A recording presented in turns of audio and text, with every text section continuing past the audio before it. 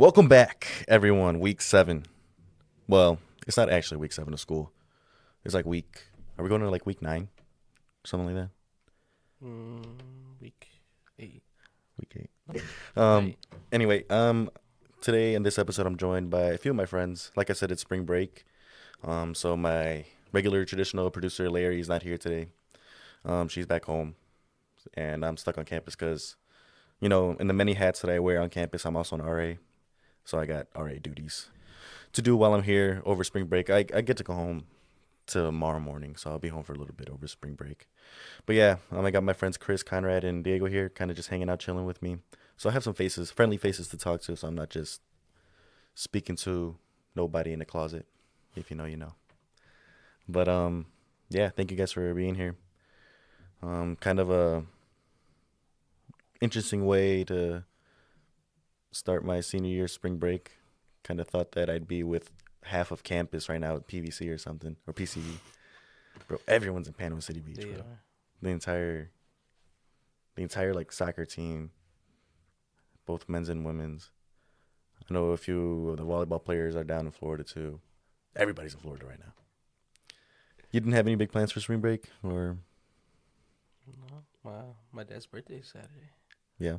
I spent time with that. So Your dad's birthday is Saturday. Your mom's birthday was when? Valentine's Day. Valentine's Day. Dang, that's like your family. All your birthdays are almost like back to back to back to back. They are. Because it's your mom's Then And it's my then- brother's the 13th. of March. Yeah, tomorrow. Wait, JP or The curly haired. Juan? Yeah. It's funny. Cool. Yeah, you got a lot of that. For me, it's April. That's like that. My dad is like in the early in the month. My dog, my grandma, and my cousin are all on the same day, April 2nd. Oh wow. Zoe, my cousin Kimmy, and my grandma. We're all born April 2nd, so it's a very special day for me. But yeah, enough with the chit chat. Let's get right into business. All right. So last week, well, I say last week in reference to the interview with Dr. Clark we had. So I have about 2-ish weeks of like stuff to cover that's happened in the news, and boys, let me tell you, there's a lot happened within those 2 weeks. I think where I last left off, I was talking about how Tennessee, the University of Tennessee, got their injunction over against the NCAA, which basically means that the NCAA had to pause their investigation into the University of Tennessee and I believe the University of Virginia. That was basically, it had to do with Tennessee essentially working with their boosters and collectives that the booster one is connected to the school. It's like they realize, oh, we give funding to the school, and collectives or NIL collectives are supposed to be separate from schools. They can't necessarily work with schools to get students to come because, paying a student to come directly is like, oh, you got to come to UIS, so we're going to give you $5,000. You can't do that. It's illegal. So far, that's illegal. But so the NCAA was looking into Tennessee for doing something like that, and essentially, I'll get into this in a little bit, but essentially like gearing up to pay their athletes directly as employees before any like federal employee status ship came down from the the higher ups in the government. And the NCAA started investigating them. Tennessee and Virginia both petitioned for this injunction for them to stop, or I guess stop enforcing their NIL rules. And the NCAA got it. Or, I'm sorry, Tennessee got it. They got their injunction.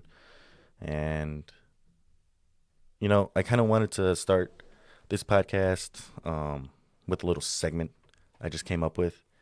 And I don't say this in reference to you guys because obviously you all have your different majors and understandings of, different things that I don't have an understanding of.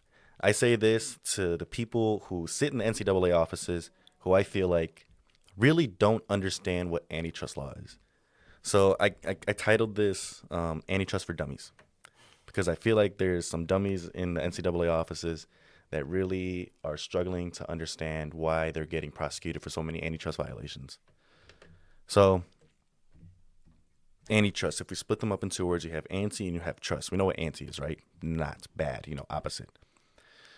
And then trust. Well, what is a trust? A trust in like government. It represents the confidence of the citizens and businesses in the actions of the government to do what is right and perceived as fair. So, i.e., it would be like the government trusting you to run an entire particular part of the market. That's what a monopoly is. That essentially is what a trust is. A trust would be like, so you had, let's just take it all the way back. Back in like the 1800s, like in the late 1800s going into the early 1900s, the United States essentially was a plurocracy. And that means that like it was run by people who had the most money.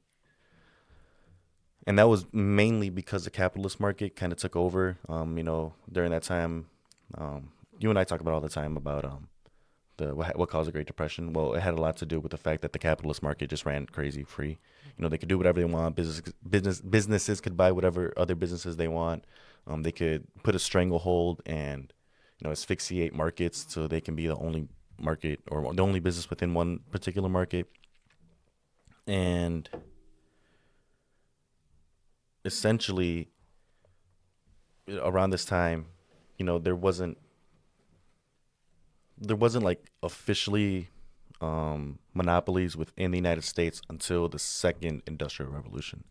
And I say the Second Industrial Revolution because this was like the period of time in the early 1900s where there was like a major growth in labor and immigration and increasing, the capital within the United States. There was new production strategies, so you had assembly lines and I think the most important production strategy that came out of this time period was specialization. People were able to specialize in one thing. So I'm going to be the best there ever was at screwing in a light bulb. And then you're going to be the best that ever was as wiring the wires. And then you're going to be the best there ever was as at putting on the cap for the light. And then Diego's going to be the best there ever was at flipping the light switch. So now, I don't got to run, screw in the light bulb, wire it up, put the thing on, run over, switch over the light switch. Everyone can do that. I go, boom, my part done. And then I'm moving over to the next room. Boom, my part done. And, people start to specialize. Then this specialization within businesses and businesses being able to produce a whole lot more kind of made specialization morph or like change into corporations feeling like they need to specialize in a particular industry. And they do this through the business owner, essentially.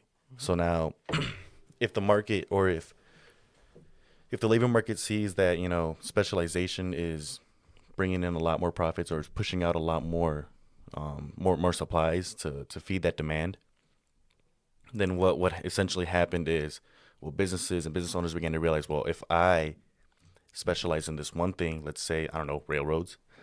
Let's say I specialize in railroads. And no one else can touch me in railroads. I'm going to be the only one that's good at railroads, and I'm going to be the only one that sells railroad tracks. Then you're going to make a lot of money, especially around that time. We're moving west.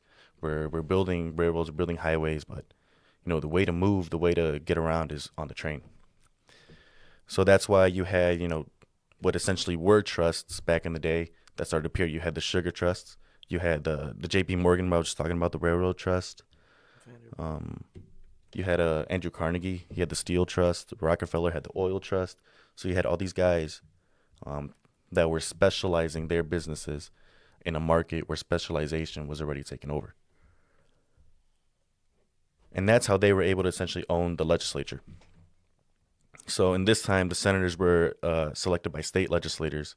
So then these business owners who had all this money that they didn't know what to do with, they were able to funnel it into these campaigns, or they were able to funnel it straight into their pockets to get the bills and the people that they wanted in either, be it in DC as a senator or a bill in their state passed, because they were able to, just slide a couple dollars under the table. So yeah, way back then it was very corrupt. It was very money hungry, and it pretty much was like that right up until Theodore Roosevelt. Theodore Roosevelt is known, for many things as a president. He was a pretty cool guy. But the one thing he was known for in, I guess, the legal field was being the trust buster. He was the guy that came in and said, what the F is going on? It's not right that Rockefeller owns all the oil. It's not right that J.P. Morgan owns the rails. we're a market economy, we're a capitalist economy. We should be able to compete with one another. The government shouldn't be complacent in having one person run an entire market or run an entire industry because he's putting money in the pockets of a politician. So that's when Theodore Roosevelt came down and he passed the Sherman Act. Boom. He really brought his fist down against trusts.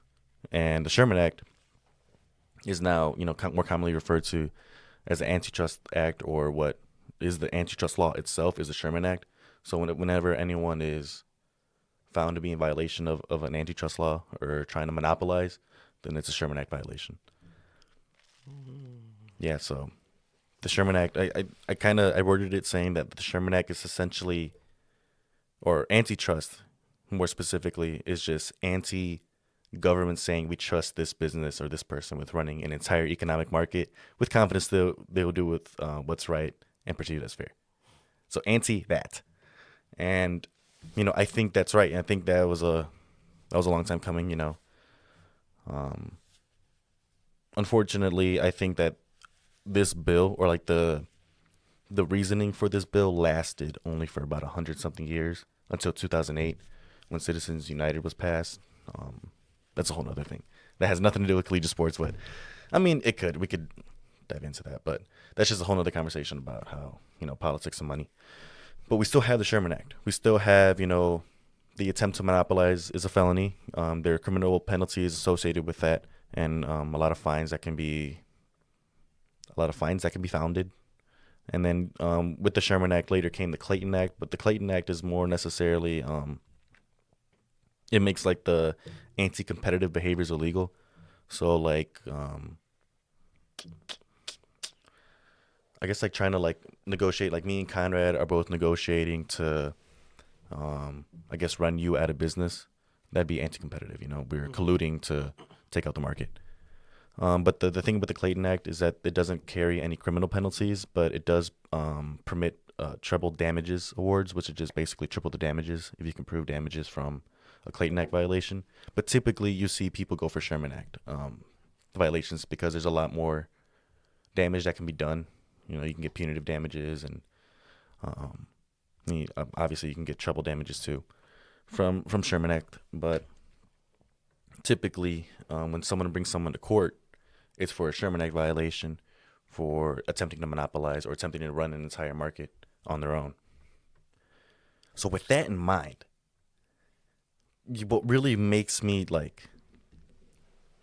grinds my gears is the idea that the NCAA thinks the government is going to help them in developing what would be a monopolization of collegiate sports that already has a business model. Like the NCAA doesn't need to be officially recognized as a business. They're a nonprofit, whatever, sure.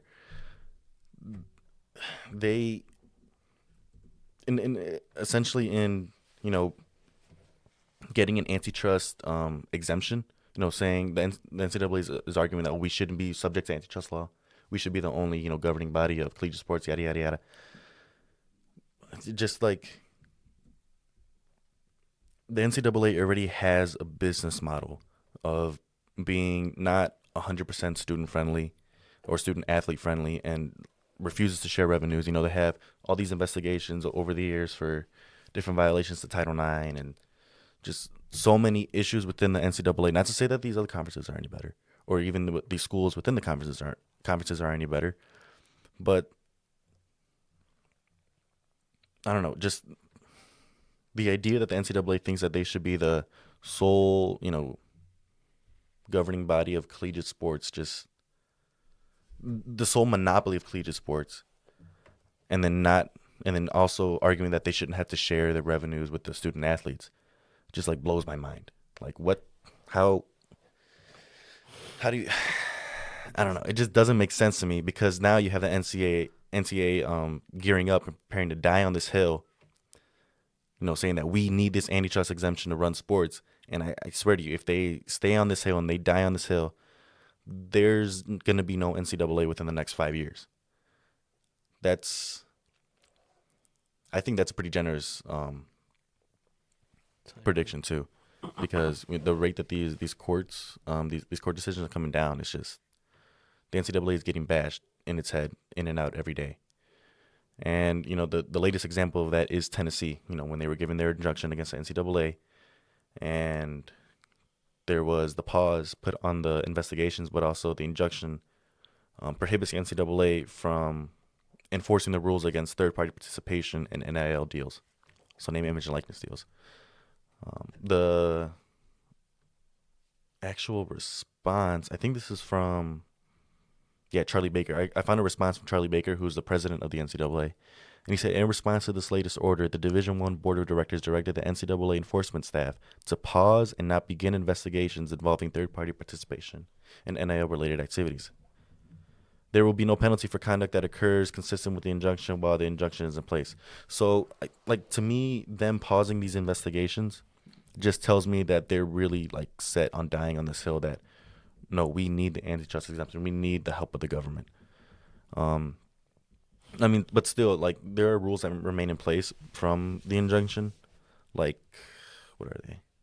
The prohibition on pay-to-play or pay-for-play, meaning payment for specific athlete performance.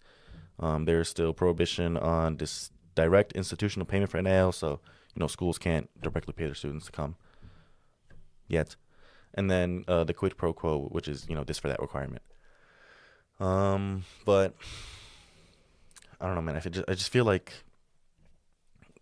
saying that I trust the NCAA with what is.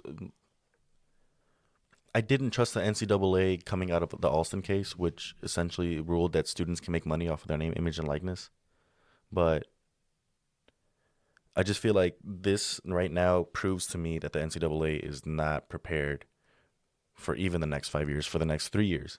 The fact that they're preparing for a world in which collegiate sports and the government are going to help them, and then the colleges and the conferences are just going to fall to their knees, it's just it just doesn't make sense to me that the NCAA thinks that that's the way it should be going. They have no kind of SYA form. If you know what that means, Savior A form.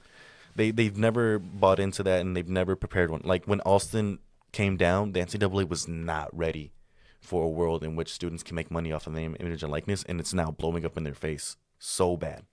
We have all these kids making so much money, millions of dollars, all these states with different NIL laws, but the NCAA has their own laws, and they kind of conflict. And then you have schools and conferences being like, oh, well, I don't know, I'm going to follow my state's law. And then if the NCAA wants to come for me, well, then that's an antitrust violation. And that's why there's all these antitrust violations and antitrust laws coming out from California, Tennessee, Florida, everywhere. Everyone's getting on the NCAA's case about these rules that they put forth after Alston that they were not ready for. It was I remember when it first came out, it was maybe 2 pages of rules about what they could and couldn't do. And then states essentially took liberty with that. I remember reading Illinois' law. I read it not too long ago. And, it's pretty pursuant to the NCAA's, but you have other states like Tennessee, which was, I feel like Tennessee was actually gearing up to actually pay their students, straight from the university, regardless of an employee, status of the students that haven't been formally nationalized yet. Or they're not being even a student union yet. I feel like they were getting ready to start paying their students through the boosters and the collectives. It's not like Tennessee doesn't have the money. A school like Tennessee, with the big football program, big athletic program, it's not like they don't have the money to give their athletes some kind of base salary. But I feel like Tennessee was getting ready to do that and have extra money coming from these boosters and these collectives to help take care of that. But I remember seeing also that Tennessee voted to secure a nonprofit organization that would help pay for student athlete salaries. I forgot where I heard or read that. I think it was on the podcast or something. But just things like that that told me that Tennessee was getting ready for what's gonna come, and the NCAA just refuses to admit defeat. And right now they're essentially losing that fight on that front and on many other fronts, including they're being beat to the ground by Dartmouth basketball. That same week that we talked about Tennessee, Dartmouth basketball players were ruled as, or were ruled by the NCAA as employees. So they're the first collegiate program in a very long time to have the ability to create a formal like employee union. Well, they didn't. I don't think they created one. They joined their local service employees union, and they voted. I want to say like a week ago, 2 weeks ago, something like that. And it was in. I forgot what was the number, but the overall I guess the overall morale of the team was that they wanted to unionize and they wanted to be a union, which doesn't isn't necessarily like the precedent for union voting and creating a union or joining unions, because the basketball team, I want to say it was like something like upper 80% of the whole team. It's only like what, 16, 17 players Mm-hmm. on a basketball team? 15. 15. All right, so I think it was like 11-4 or something like that. What's the percentage there? Do you know? Not the top of my head. Yeah, not a high percentage of them. A percentage that high isn't necessarily consistent with how labor union voting goes. Typically, you see a lot more parity for people voting yes and no. You see a lot more no's than you see in this case here. So this tells me that this is something that the students did want, and there's actually talks now of the basketball players starting an Ivy League players union. So it starts including your Harvards, your Yales, and Stanford. yeah, all those big preppy schools. They're gonna, and who would have thought those nerds are gonna be the ones that started the labor union. They almost started everything if you think about it, though. Honestly, yeah, they were the first. They were the first like real like power conference was the Ivy League. Mm-hmm. You had Harvard and Yale winning the football national championship every year until like everyone realized that we can play football too. We don't got to be rich. But yeah, they really do start everything. Those geniuses. So yeah, they joined their local service union. They hope to start an Ivy League union. And I think that'd be cool. I think that'd be cool to see the first student athlete labor union. Because I haven't necessarily been. I've always advocated for paying the student athletes. I'm still kind of in the process of weighing the options of them being labeled as employees, them not being labeled as employees, them having a union, not having a union. But I think the time for the NCAA to weigh those options is over. I think right now it's pretty clear we're moving towards an employee status for students, and that's going to come very fast. And for them to not be prepared for that, or to not be actively preparing for that, is kind of it's like brain dead to me. It's like, what are you doing? Why aren't you getting ready for this reality that's going to happen within the next 5 years, dude? Like at this point, to me, the one saving grace NCAA has, the one thing that's going to save them, if they're able to really begin capitalizing on the way that they can, is something that's actually coming up very soon, in a week. And I think it's one of the, maybe the top, it's up there with the Olympics, but like one of the top 2 displays of amateur athletics in the entire world. March Madness. March Madness is coming up, and that's the one thing that I think can save the NCAA, is to just find a way to, really, obviously they can make more money from March Madness than they already are. I feel like there's ways that they can, create different, what are they called? TV branding deals and get new sponsors and this, that. March Madness can be a lot bigger than what it is right now, with the amount of schools that participate, with the amount of television time that they get, with the amount of eyes and viewers that they get, the amount of money that's gambled. I mean, there's so much money that the NCAA could make from March Madness that I think could, fill some of those holes if, in fact, what is looking like is going to happen with college football actually does happen. So in the world of college football, you kind of have the Big Ten and the SEC, your 2 big conferences, your big boy conferences, even within the Power 5. Those are the 2 big conferences. Mm-hmm.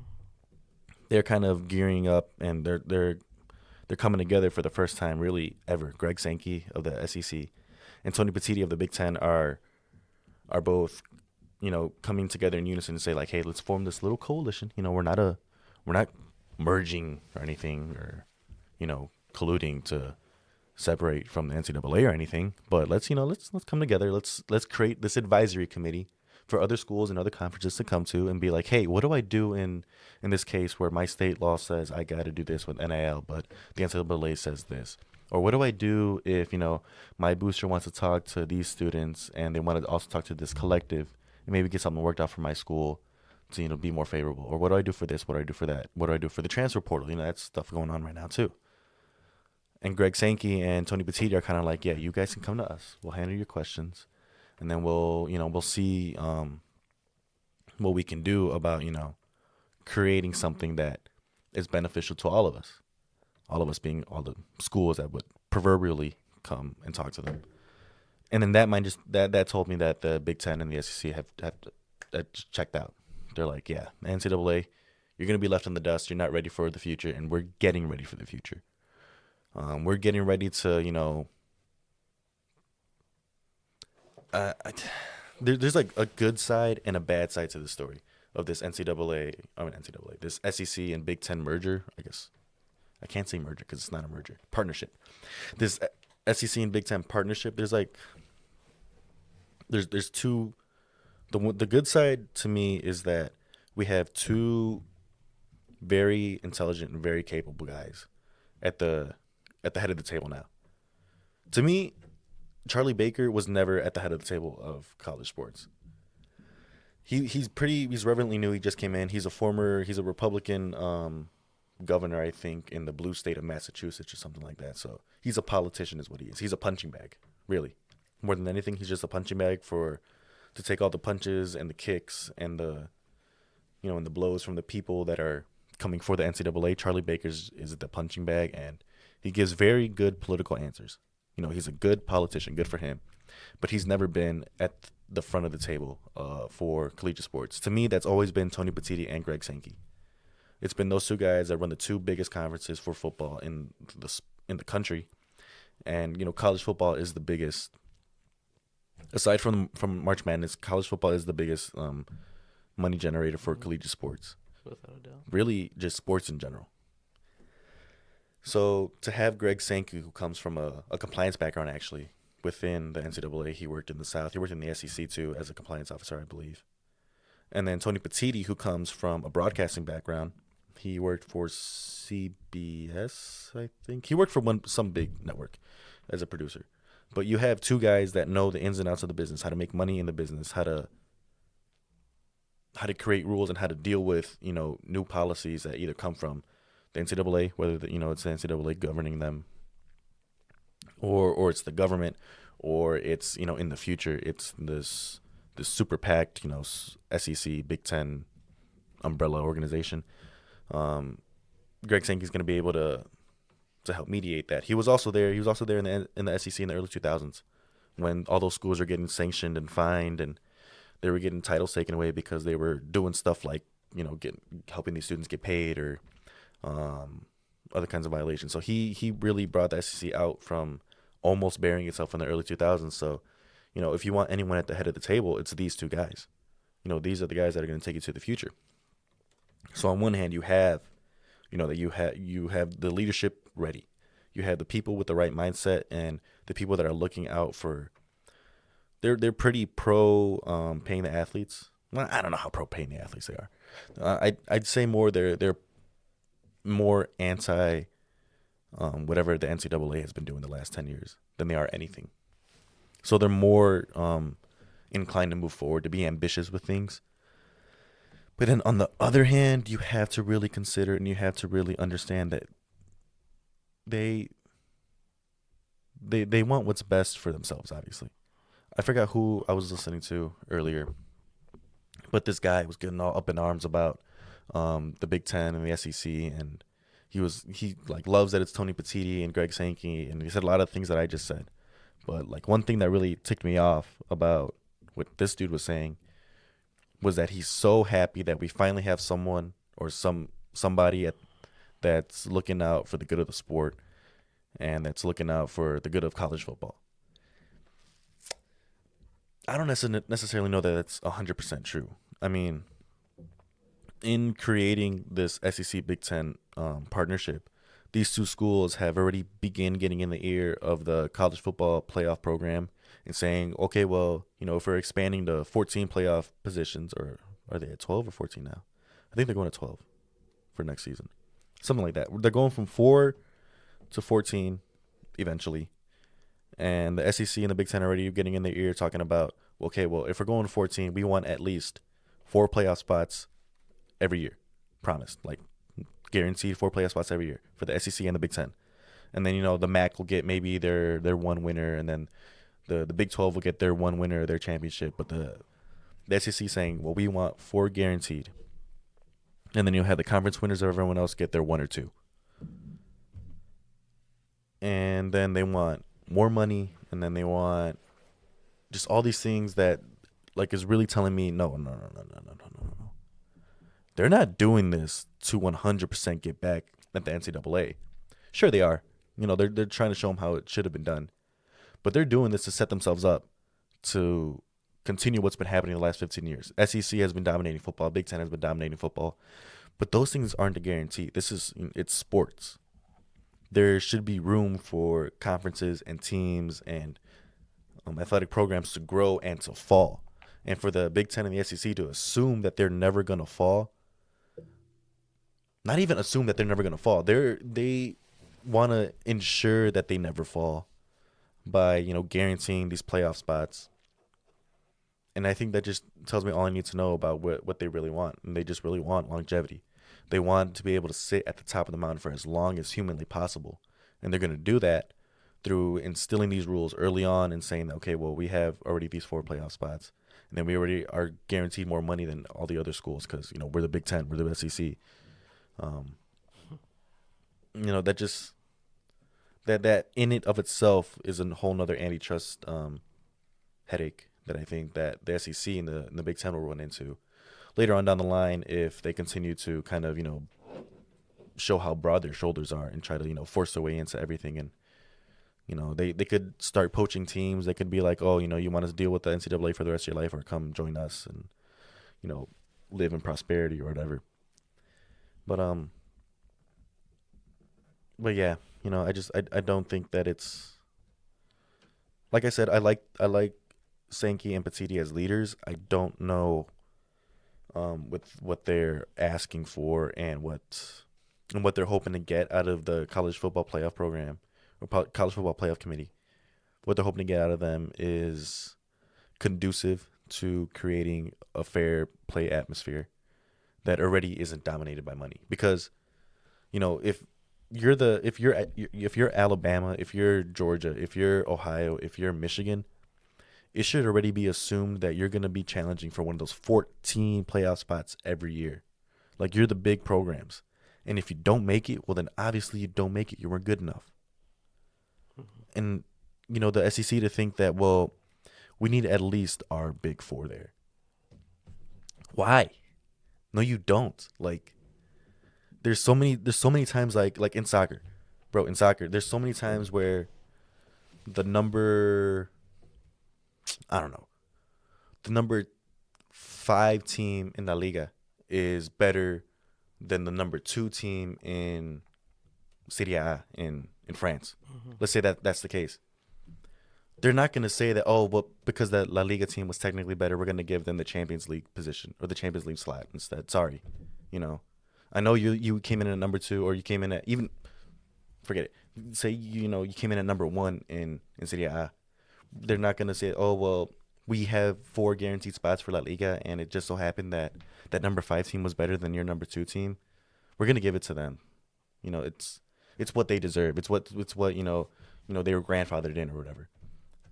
No, that's not how that works. That's not how sports works. If you win your championship, and then there's an opportunity to go play for a national championship or some kind of overarching, like, bigger championship that supersedes all of your leagues or all of your what are they called, conferences. You should be able to compete for that championship if you win the championship, or if you're the number 2, if that's how it's going to be. If everyone if every conference gets 2 spots or 3 spots, or they have some kind of wild card playoff for it or something, however they figure that out. It just shouldn't be that these two big conferences are guaranteed these positions. They're making money for everybody. Exactly. That's all they want. That's all. It's really what all it comes down to is money. Yeah, They want to be able to profit as much as they can from the college football playoffs, because obviously that's where almost all the money is. A lot of the money is for college sports outside of basketball. But yeah, that's kind of where my head's been with all this stuff. Just really like trying to understand the mindset of the NCAA and why they think that what they're doing is like just makes sense at all, or the fact that they're so ill prepared for everything just makes me really pessimistic about the future of the NCAA. You know, I don't think they have a good 5 years left in them, if they do have 5 years left in them. I think it's going to be a very rough 5 years if it is, only 5 left for them in their lifetime. But I do also hope that the Big Ten and SEC figure things out, and if they are going to be the leaders that take us into the future, I think they kind of should maybe take a reality check. Also, kind of sit back and realize, okay, well, we're going to take the good things that happen with the NCAA. We're going to take the bad things that happen with the NCAA. What are we doing right now? And how do we avoid doing those bad things? And how do we do more good things? I feel like there isn't enough of that happening in these meetings between Sankey and Petiti. I feel like it's okay, yeah. So we're gonna help. We're gonna start governing. We're gonna start taking over college football, and then we should get our own playoff spots, and then we should get millions of dollars, and then we should get this, and we should get that, and we should get broadcasting deals, and yada yada yada. It's like, dude, no, you can be the guys that take us to the future, but you also can't be the guys that keep us in the past and keep us where we haven't left yet. Like an end of cycle. Exactly, like it's a vicious cycle that can be ended with these guys. But who knows? Like I say almost every week, we're just gonna have to see what happens with these cases. The more stuff happens, the more foggy and the more like colluded the future looks, or bleak the future looks, I guess. But yeah, so that's college sports today. It's interesting. Yeah, right. It's pretty interesting stuff. It's pretty cool stuff. That's pretty much all I had today.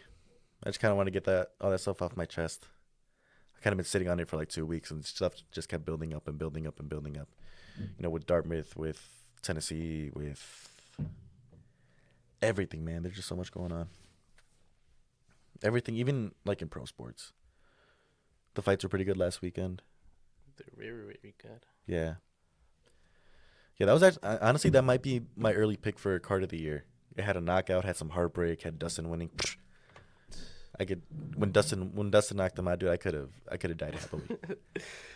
I've never been so happy. It was surreal for sure. Yeah, and then 300 looks crazy though, I will say. 300 does look insane. I remember looking at 300 early on, talking about like, really, this is a 300 card. Now I'm like, really, this is the 300 card, like with some excitement. Like now, the early prelims, dude. From fight one, early prelims, Yeah. 5:00 p.m. I'm on the couch, bro.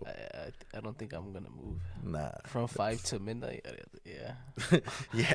On Exactly. I'm gonna DoorDash everything to my foot, to my table. But yeah, that's an insane card coming up, and then a lot of good boxing coming up. There is a lot of good boxing coming. Yeah. Hopefully, Usyk and Fury ends up panning out eventually. We got Canelo and Monkia coming up. When is that? Cinco de Mayo weekend? Yeah, I think so. Yeah, there's a lot of good boxing coming up. I know there's Lomachenko. Loma and Campos? No, it's like. Is it George? I think it's George. I think it is George Campos. Hopefully. Loma v. Cambasas, yes. I've seen that. Yeah, that one. I'm excited for that one. I like George Cambosos. He's not necessarily the greatest fighter in the world, but he's very entertaining to watch. They both can move pretty good. So. Yeah, he's very entertaining to watch. And Loma, Loma's. Loma's Loma, dude. That's gonna be an exciting bout. There's a lot of good boxing coming up. But speaking on our Prairie Stars, dude, men's and women's basketball both knocked out first round of the GLVC tournament. Heartbreaking. Yeah, that was pretty heartbreaking, but we had a very strong season on both fronts, men's and women's. But I think the competition this year was just out of this world. We had very good teams, both men's and women's teams. But I don't know. I just feel like women's team. I feel like I give a little more slack to. I think this was their first year making it to the GLVC. Which is pretty good, honestly. Yeah, and they had a good season. They had their first conference win against Drury, I think it was, in program history. They had a very good season. They had one of their freshmen. Was she a freshman? I don't know. One of their student athletes break the school's all-time scoring record in a single game. She beat Lauren Ladowski. Oh, in a single game. No, in a single game. Oh, Ladowski, I think she's still that's holds out of in the career points. But I was like, yeah, that's crazy. my friend Liz Yule ended on a decently high note on a good season with her team. A lot of the senior basketball guys also had a good senior run. Who was a senior this year? I know Yamani's out of eligibility after this. I think Jaden's got one more year. Honestly, they all look like. I think Isaiah. If Isaiah doesn't graduate with me this year, 'cause we're the same class, but if he doesn't graduate with me this year, or if he doesn't come back for his masters, he could be done too. What about Max? Ooh, Max could be done too. Jesus. There's at least 10 points out of the board. I know, man. Dang. There goes Kunert, the shooter. Yeah, that was a very good team. But yeah, I give more slack to the women's team for working with what they had and pulling through with a really strong season.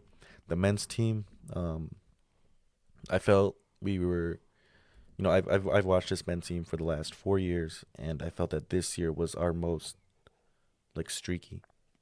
Like, we were either really good or we were really bad. And the times we were really good, it was awesome. It was very fun to watch them play. The times that we were really bad, it's kind of just like, oh my goodness, stop, stop, sitting, planting your butt at the arch, Yeah. Drive the paint, please, somebody. Like, we have the size, we have the strength. But I don't know basketball, man, but sometimes I just feel like. I like to think I don't know basketball too, but there are sometimes when you're watching a sport, you feel like you know more than the players. Not saying that I do. Yeah. Not saying that I do. Not saying I know more about basketball than any of the players that play on the team, but I don't know. As a fan, I think it's easy to get frustrated over some trivial things, but regardless of what I think or what anyone thinks, they had an amazing season. So congratulations to them. There's always next year for some of you, and for others, thanks for your contributions, and good luck in life. I know baseball's starting up, softball's starting up, tennis there, I think in North Carolina today. The outdoor track and field stuff starts pretty soon. There's a lot of athletics coming up, dude. A lot of athletics. Yeah. We're halfway through the Pretty semester. Much. Yeah. The summer sports, your baseball, your softball are going to be in full swing. They are pretty much in full swing at the moment. Spring soccer is starting. Spring soccer, yeah, they're going to start training, start having their preseason games pretty soon. Hopefully we get to see some of the young talent that our new coach gets to work with on the men's team. Yeah. And I think we're also getting a new assistant women's coach, which should be a good help to our women's team. Yeah. A lot of good stuff coming up at the University of Illinois. It's going to be pretty fun to see. I know, Chris, it should be your last year coming up. Yeah. We know we're not going to jinx nothing, but I got all the faith in the world in you, my friend. But you got one more year, bro. Yeah. You ready for one more year of UIS athletics, or you tired of this already? I'm not, man. I've been a fan since even. I was gonna say, bro, you've been a fan since before you came here. Yeah. I don't think many people know, but one of your brothers is an alumni and also a former UIS Prairie Star soccer athlete. Yes, he is. Yeah, he went here from 2009 to 2013. Mm-hmm. It was a shaky season towards the end. He broke his ACL here. Tore his ACL here. But what position did he play? midfield. No, he like you. Yeah, Did you all play midfield? No. I say all. So Chris has two other brothers. He has the one brother that went here, and then another brother that played older brother. He older brother played at Loyola. He played 1 year at Loyola, and just the grades didn't keep up with it. He couldn't keep up with the grades Yeah. to be a student athlete. Yeah, he just couldn't. Wait, who? JP or Juan? JP. He just couldn't. That was also back then when my dad was kind of forcing him to go to med school. So yeah, I bet he had all those biology classes, But no, yeah, he played right back. He was naturally. Yeah, he's a defender. He was a right back. And they put him at the wing in Loyola. No, he played. He also played as a right back. Oh, I thought you said he played wing at Loyola for some reason. But yeah, back to Juan. Yeah, no, yeah, he played here. For 2 years, they went through a bunch of coaches. I remember, but just seeing in here. his 2 years here. Yeah, in his two. Well, he played all 4. But he was on the field for the last 2. For the first 2. Then the coach had left I think his junior year, and that's when he broke his leg junior year. And I remember senior, he didn't really play much. Coach wasn't very fond of him apparently. You see, that's the thing. That's the thing I kind of have like a little gripe about with like coaching changes, especially at the collegiate level. I feel like in professionals this is different because money's involved, or a lot more money's involved. But at the collegiate level, I feel like if you didn't recruit that kid, or if you didn't meet that kid's parents, and you just came in and then you had a list of redshirted freshmen, though that's just a number to you, honestly. Like if you're a new coach coming in, you want to start a winning program or rebuild, basically. Yeah, essentially what's going to have to happen at UAS. This new coach is going to come in and not have any kind of connection with these students, similar to what happened with your brother. He came in and he had no connection with the players. He had no connection with your brother, and your brother ended up sitting his last 2 seasons. I mean, yeah, he had his injury, but also he came back, and I'm sure he was able and fit to play. But it just came down to that coach probably having a better relationship with another player, another midfielder. Yeah. He told me that he would just like any other coach, focusing on the freshmen, freshman class that comes in, because the seniors aren't really like. Yeah, it is their last year, but like they're more focused on their longevity. Yeah, I mean, that makes sense. I mean, you can kind of see, I guess, the differences in coaching styles between whoever that particular coach was and Adam Hall, who we just had. Hall, to me, was a very win-now kind of coach.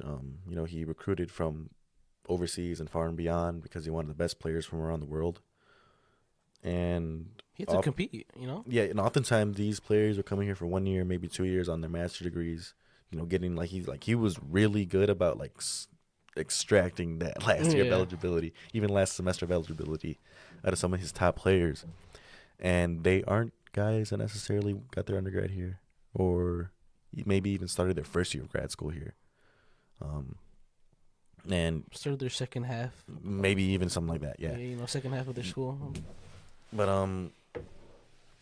I think that I don't know. I don't know if the temperature change in the soccer locker room needs to be that we need a coach that's similar to that coach that you're talking about right now, because we have a lot of young players right now. We do. There's not a lot of guys that I can think of off the top of my head that are coming back next year, like the senior guys that I know and the grad student guys that I know. A lot of the starting teams. There's a good number of freshmen. There's a good number of sophomores that come off the top of my head, but it's not like I've seen them play a lot. Yeah, it's not like they're our regular starters. Adam had a very well-known knack for playing guys that he brought. Not saying the guys that he brought up or brought with him or that he farmed through the program. Yeah, you had your Jackson Stoves and your Drew Cullors, your Brian Riordans, who all came through the UIS system. All 4 years here. But he also, if he got a star player from somewhere to come and play for the team, that guy was playing every single game. Yes, he was. I'm not saying it's one particular guy too. There's a few guys that were like that on the team. If Adam Hall brought them, he's playing them, and they're playing every game, even if it's at the expense of another player who's sitting on the bench, a sophomore or a junior, even a senior. Oh, sorry, but I don't know if we need to switch that around now. With how much young talent we have. What do you think in your soccer expertise? With the room looking like it is now, the soccer locker room looking like it is right now. What do you think what's the mindset of the head coach? Is it a rebuild season? Is it all right, we need to get on the recruiting train and start looking for these Europeans again? Or Well, I mean, at the end of the day, We're just going down to Panama. imagine. I just think it just depends on first this new coaches his coaching style. Just Yeah. comes with what is he gonna look for? What does he want? This is definitely gonna be his rebuild year, no matter what. Yeah. He likes it or not. He's gonna recruit. He's gonna need to recruit, I think, but it's definitely he's gonna have to also use what he has here. You know. I think that makes a lot of sense.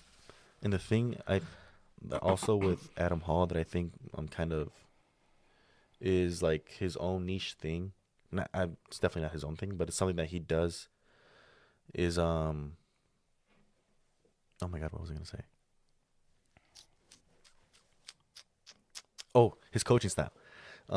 You and I and Flacco always talk about Hall's coaching style, like on the pitch specifically. It's very Americanized for a very European guy. It's a lot of ping pong. It's a lot of all right. Here, Mr. Goldie, launch it 500 yards. It's very American and English too, if you think about it too. Yeah, and they have our midfield has always been pretty decent. It's decent, but it's definitely heavy on the wings. Yeah, for kicking sure. it far down as much. Yeah, as they just can. like send Anton on a sprint and we'll launch it to him, or send Lars. Lars on a When he sprint. was here, yeah, man, he was tall and lanky, so he could get it. even send Adrian, dude. Like they would send Adrian from all the way in the back. Like, all right, Adrian, take off, down the wing. But I feel like that play style was very conducive to the way that he recruited because it didn't require a whole lot of chemistry that a more possession team would need. You can learn that easily because you don't need from a soccer's perspective, you don't need to practice. I'm gonna be in this spot at all times, or I'm gonna be here when you're here. You can easily just be like, look, kick in this direction, and I'll get it. You know? Exactly. It's like they're running routes out there. It's literally running routes. Yeah, you're not wrong. Yeah, watching, I don't say this to say that I know more than Adam Hall or anything, but like watching Adam Hall soccer sometimes really kind of made me like. It just because I knew the caliber of players we had too. We had some guys that could really touch that ball, but I don't know if it's Adam in their ear telling them to send it to launch it to the middle or maybe it's just it could just be how soccer's played here at the end of the day too. Oh, 100%. You're not going to see a very European style. You're not going to see a super possession-y team unless that team is comprised of 100% like Europeans. Yeah, it's crazy. I will say though, looking at I did watch a couple like highlight games of like the NCAA like Division 1. Like that whole tournament. We were supposed to go to the Notre Dame game. We were supposed to go to the Notre Dame game right after the other the football game. Yeah. Just watching their highlights, man. Honestly, you could tell like the difference in how they play. D2 and D1, And when I watch D1, they are very possessive. Yeah. With the ball. They know what they're doing. Like they don't really send the ball to send it up there. When they do send the ball, it's like accurately like they get the ball. Yeah. Honestly, it's very interesting just to see the influences that D1 gets from European compared to D2 and D3 is very like you got your American coaches that are trying to work their way up. Yeah. Yeah, that's soccer though. Hopefully we get someone that just does something right. Hopefully. A good recruiter. I think at the very least, we need a good recruiter that is going to help bring just some firepower that we need, but also gives the attention that these younger athletes need to really give them the space to shine. Personally, I kind of want some local guys. That would be very beneficial. I really want the recruiter to look at Chicago and St. Louis. Bring some. There's so much talent in Chicago, even in Waukegan. Like it's just a thing with coming out of like Waukegan dude, I was actually talking about this with Flacco earlier. We had a friend, I don't want to say too much, but we had a friend that was supposed to come, but what tends to be the typical story of someone out of Waukegan or even someone out of Chicago is that they have the talent, but they don't have the grades. Well, of course, yeah, that's a big thing. Yeah, and it's heartbreaking to see, but I feel like if you really start sifting through the talent, and then I just don't think they want to do all that work, Like out of 100 kids, maybe there's gonna be like 2 of them that have the grades. That's the thing you gotta kind of risk with trying to look for that diamond in the rough. Yeah. is you got to go to these schools where you might not, have, the entire starting squad might not even be eligible to play for you because they don't got the grades, but they got the talent, you know. And I think that even giving them the opportunity to come to college and to come and play, and to come and participate in things that are happening right now with like NIL, is probably the most productive tool you can give to a young athlete like that. Is how to manage time, your employment as a student athlete, and then the money that you're going to be receiving from NIL, or even like receiving from the school as a student employee. Like these places, like these institutions, us, UIS, the conferences, the NCAA, we're supposed to be preparing these kids for the real world. No, yeah, we're a college, not just the student athletes, but us, as regular students, as NARPs, as they like to call us. We're supposed to be they're supposed to be preparing us for the real world. So, I don't see why utilizing that as not necessarily a recruitment tool, but as something that they can harness better to prepare people for the real world. I think it often gets overlooked, especially for places like Chicago or Waukegan. For sure. That could use that kind of mentorship, or students that could use that kind of mentorship. Even St. Louis, like you said, there's so much talent over there in those urban areas. I mean, that's literally how Drew and Brian came up. Exactly. They came up from these. Aren't they both from Springfield? No, they're just outside of St. Louis. I don't know where, but I remember talking to them once. They're outside of St. Louis, in those suburban, in those nice neighborhoods that they have the grades and they have the talent, but I'm sure they saw some crazy talent too, though, like of playing like those, maybe like in club or even through high school, where they saw some crazy talent from some kids that they probably knew weren't gonna be able to make it to college or make it through college. So it really makes you think what could have been and what could be if we started a recruitment program that takes advantage of what's around us. Because then obviously, of course, we're fighting with the big schools. We're fighting with UIC for that kind of course, for that kind of recruitment. We're fighting UIC. We're fighting the Illinois, of course. Everyone in the Big Ten around us, even Northern, I'd say we're going against them in recruiting for that kind of talent. But I think that we can definitely be doing a little bit of a better job of, digging through the haystack looking for the needle. Yeah, it's hard work, but I think it's that's worth it, and that can be a safe landing spot for students that want to play sports, get a college degree, and do it at an affordable price. I sound like I'm trying to sell the school, but do it at an affordable price. And I just feel like that's not necessarily known to these students, or UIS in general is not known to these students because it's not known for coming to recruit out of places like Waukegan, like Zion. Well, they got Louis out of Zion. But like Zion, or, they're going to your Lake Forest academies, of course, though.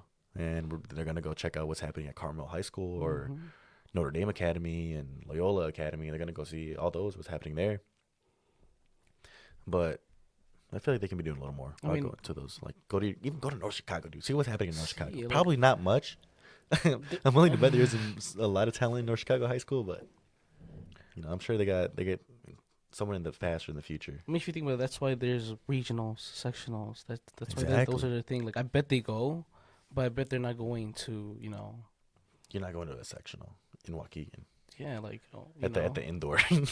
That's exactly. You're not going to a regional and. Probably might not even go to a regional in Cicero unless some big school is a part of it. It's there's talent everywhere. They just gotta find it. Yeah.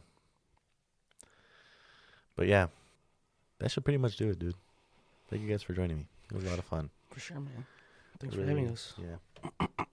Hope you guys learned a little something. Hope I didn't get too. I have a lot of questions for later. Yeah. When we're sitting down and deliberating. Yeah. Right. Yeah, I think this might be up to pretty close to one of my longest episodes. Got a lot to talk about. But yeah, thank you guys for being here. Hope you all have a great spring break, and everyone else does. And we'll see you. I guess I'll see you next week.